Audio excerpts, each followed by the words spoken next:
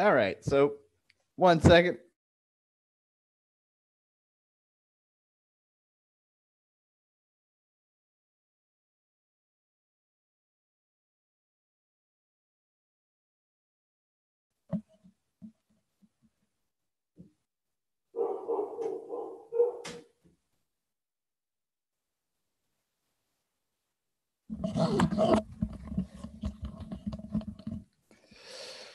Okay, so as I was talking about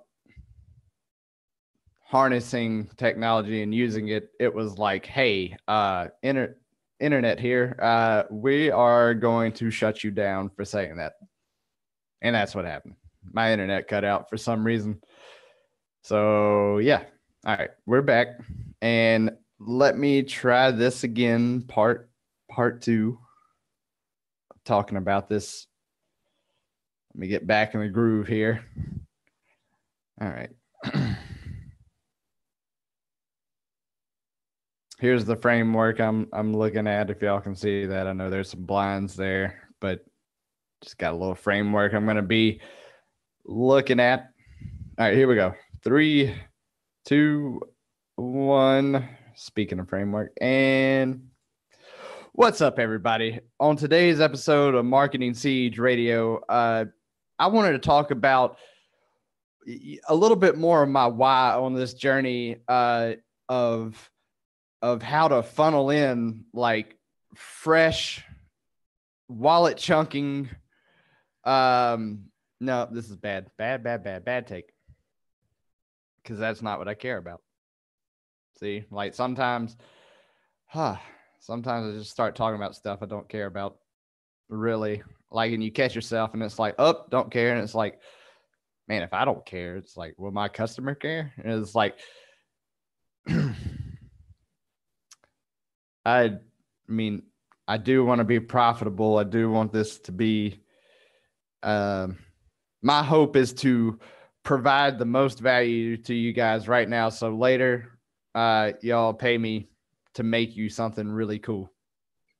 So just being upfront, like, I'm going to provide massive value, though. I'm telling you stuff I've learned from, a $20,000 coaching group on how to, these next generation marketing tactics and strategies, more importantly.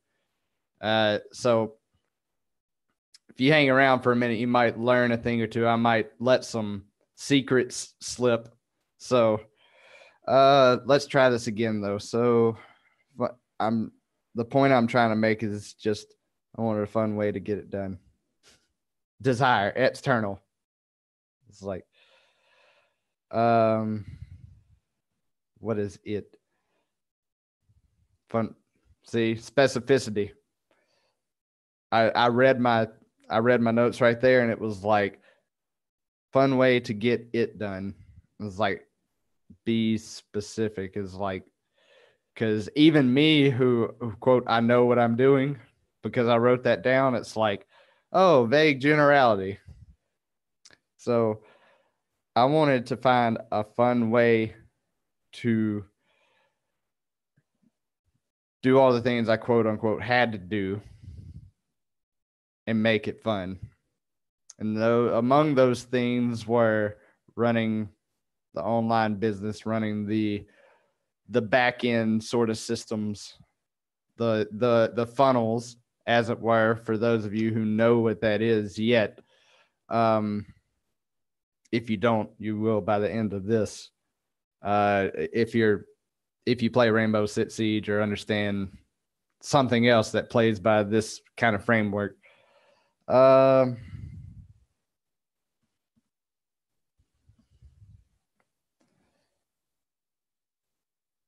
Fun way to promote my channel. There we go. There we go. Found it. All right. 3, 2, 1, and go. What's up, guys? On today's episode of Marketing Siege Radio, I wanted to talk about promoting your channel, and not just promoting it, because, like, to me, right off the top, it's like, ugh. It's like, self-promotion. It kind of makes me feel icky a little bit. And but I've been like looking for this fun way to do it, to where it doesn't seem like I'm pushing my channel or pushing my message into the face of those who don't necessarily uh, want to even hear it. Like, I only want to talk to the people that are my people, and I want to do so in the most fun way possible. And that's been a lot of what this journey is, because you know, I've spoken at length about technology and screens and how they can really mess you up physically and mentally if you allow them to. But, it's really, I found in my experience that it's a choice to use technology to either engage or disengage. And the more I can tip the scale in the favor of using technology to engage, the better I feel about myself. I feel free. I feel alive. I feel this tremendous sense of growth. And that's what I really wanted to be able to feel with this. But on the flip side of that, whenever I've been using technology in general to disengage, I don't feel that at all. I feel like very constrained and very bogged down, and it's tough to get stuff done because I'm in this feeling of like, oh, I have to do this stuff. And, I'm trying to make it to where I get to do this stuff. And, there was a time where, I didn't want to be a sellout either. I didn't want somebody to just come along and hand me success. I really wanted to feel like I had earned it for myself. And I was bootstrapping my way to the top. I'm the do whatever it takes kind of guy, but I didn't want to be like I was being controlled by somebody, like a sponsor that came around. It's like, you have to stream like this, and you have to do this, and you have to do this. It's like, no. It's like, we're going to do this my way. It's like, I just made that decision. I was going to find a way. I didn't know how to do that. I tried doing it the old way, just streaming for a long time, networking with other streamers, waiting around on the day that never came, so to speak. I mean, it did a few times, but they were few and far between. Whenever I get a raid or something else, or a host coming in, and it's like, man, this, like, I'm seeing the growth, I'm seeing the progress, but there's got to be a way to make it fun, because this is horrible. It was like I was spending a lot of time on screen on the stream providing value, but then I was turning around and like chasing people down over the internet all day on my phone. It caused me to form these habits where I was disengaging using technology. And I had this realization one day: when I've been the most successful in my life, it's whenever I've made something into a game. And of course, designing my life around something that I would be doing anyway. And one of my favorite games, I was like, Siege and Rainbow Six Siege is what I mean whenever I say Siege, for those who don't know, but is very close to the game of marketing. It's very close to the game of Brazilian Jiu-Jitsu. It's like, I find myself playing this game all the time, even when I'm not actually playing that game. So I was like, what is it? What is it about that game that makes it so engaging, that makes it so fun, that puts you under that eustress, that you get whenever you undergo intentional, chosen hard work, which is what games are, regardless of if they're video games or real life games or whatever.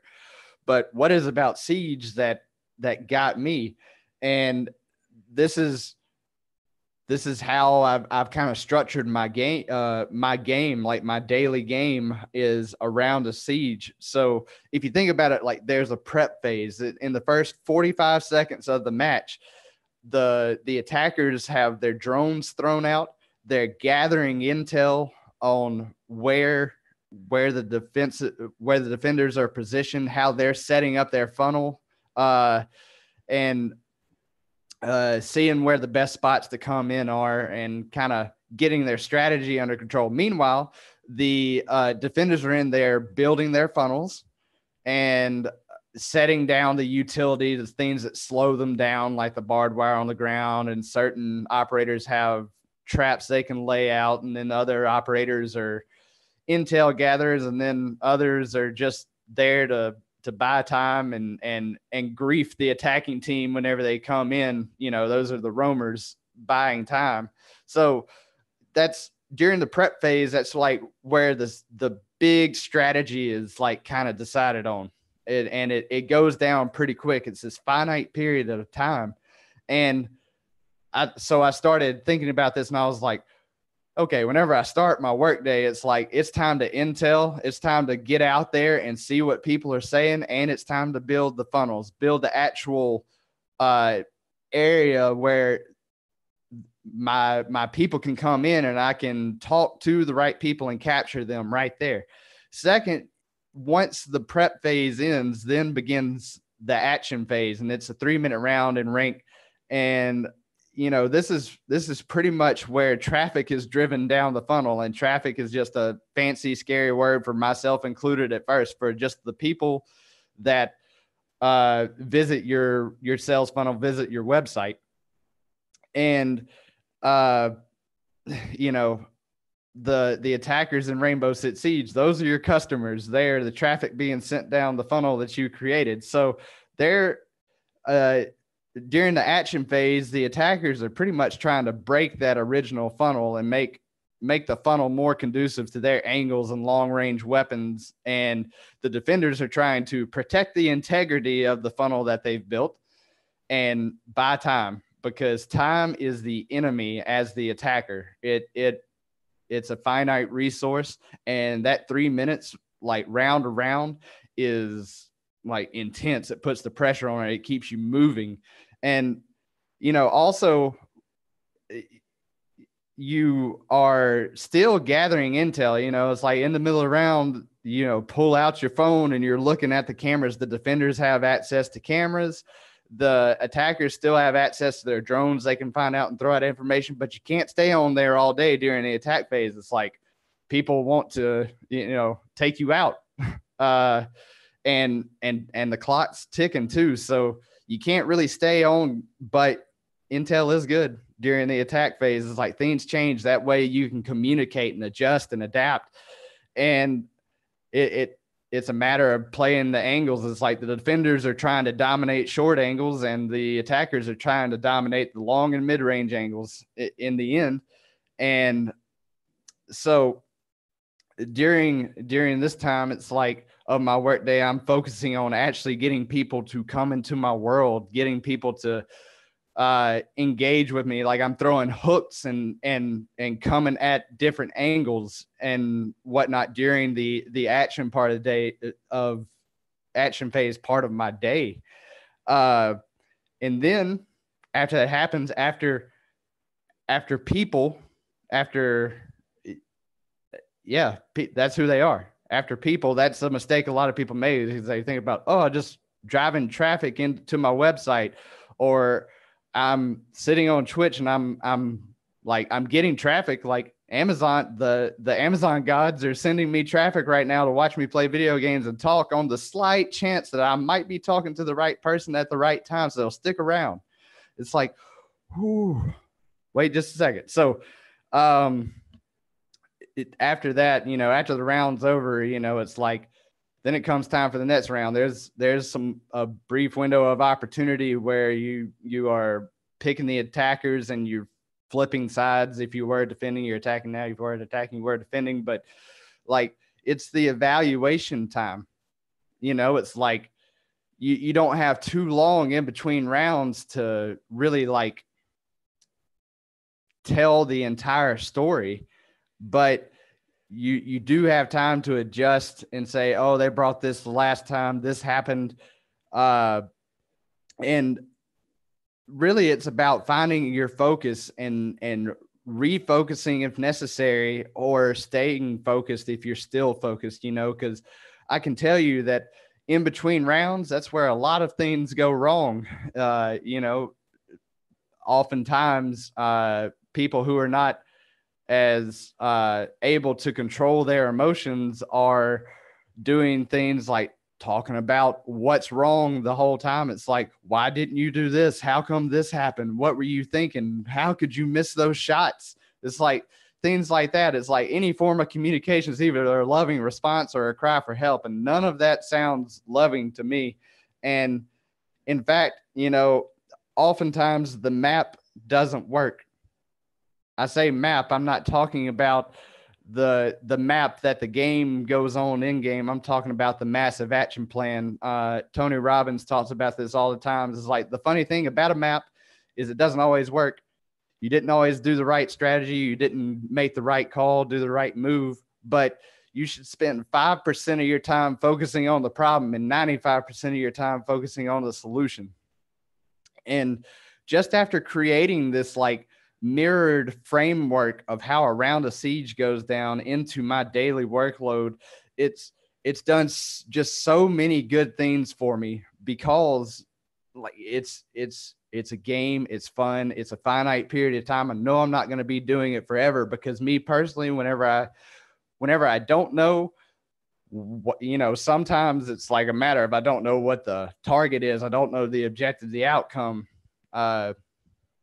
but not having a time frame either causes me personally to sprint indefinitely and kind of spiral my way into the ground, or causes me to not do anything, because I'm like, I don't know how long I'm going to be sprinting. Why would I be sprinting? So it's like having that timeline, that deadline where those closing seconds of the round are happening, and you have to make that last push. Like, that's what makes it fun. And there's going to be a story at the end of all of that. And that's where all the juice is. And just realizing that every day is a new round. It's a new opportunity. It's a fresh start. It's like, are you telling yourself that story of like, oh, we're going to get our ass kicked this next time? And it's like, if you're one of my guys, you're not.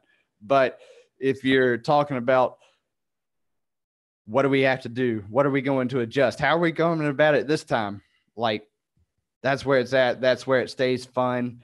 And that's the hidden framework for me to enjoy the game that I'm creating for myself in real life, and using technology to engage instead of disengage. So just remember, guys, you're one upgrade away.